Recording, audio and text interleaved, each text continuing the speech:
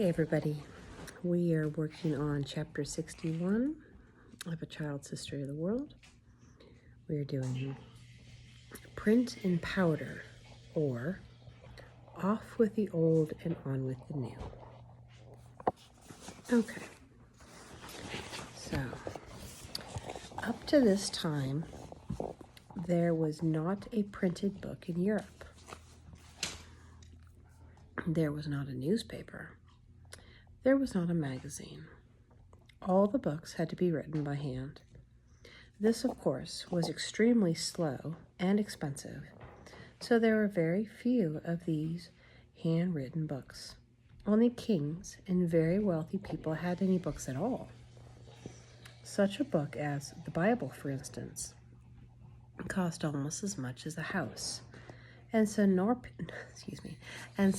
poor people could own such a thing. Even when there was a Bible in church, it was so valuable that it had to be chained up to keep it from being stolen. Think, stealing a Bible? Actually, if you remember, the Chinese invented printing. Later, people began to print books in a new way. First, the printer put together wooden letters called type and then smeared them with ink. Then he pressed paper against this ink type and made a copy. After the type was once set up, thousands of copies could be quickly and easily made. Then he could take the letters apart and use them to make the next page. Then it was printing. This was printing with movable type. It all seems so simple.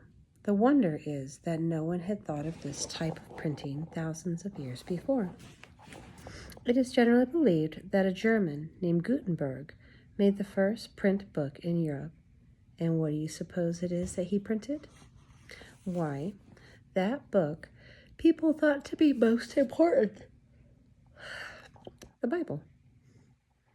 It took Gutenberg 5 years to make such a book, and he finished in 1456. The first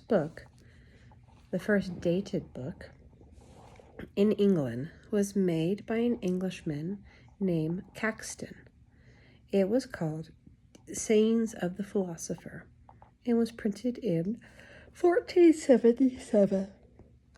Excuse me, I seem to start yawning whenever I start reading.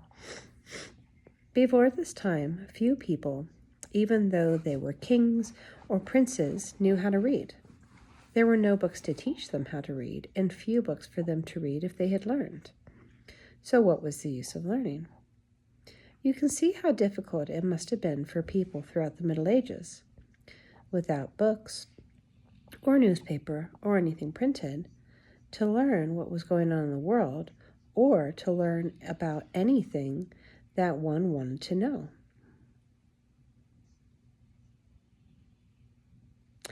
Now that printing had been invented, all that was changed. Storybooks, school books, and other books could be made in large numbers and more clearly. Cheaper too.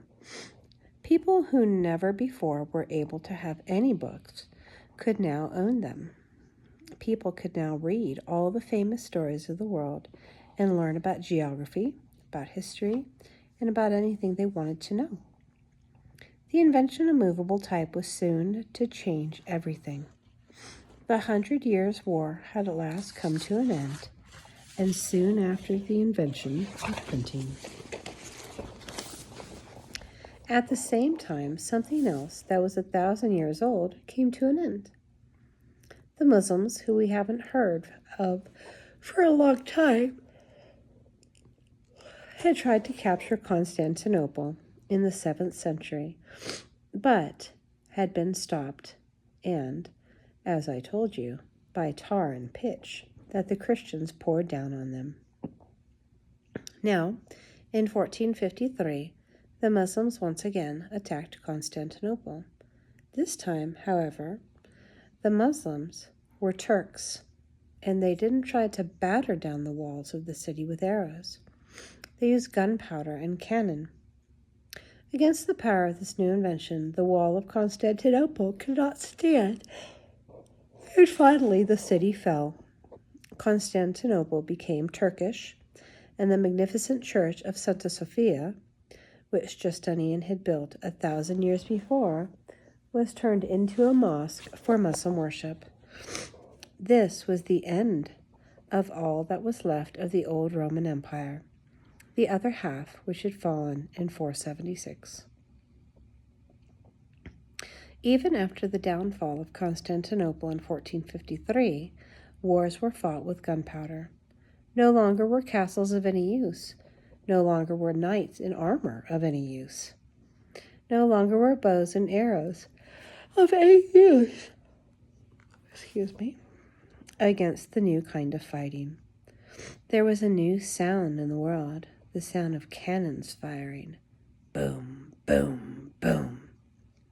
Before this, battles had not been very noisy except for shouts of the victors and the moans of the dying. So some people call 1453 the end of the Middle Ages and the beginning of modern history. Gunpowder had put an end to the Middle Ages. The invention of printing and that little magic needle, the compass, did a great deal to start what we call modern history. Hope you all enjoyed it.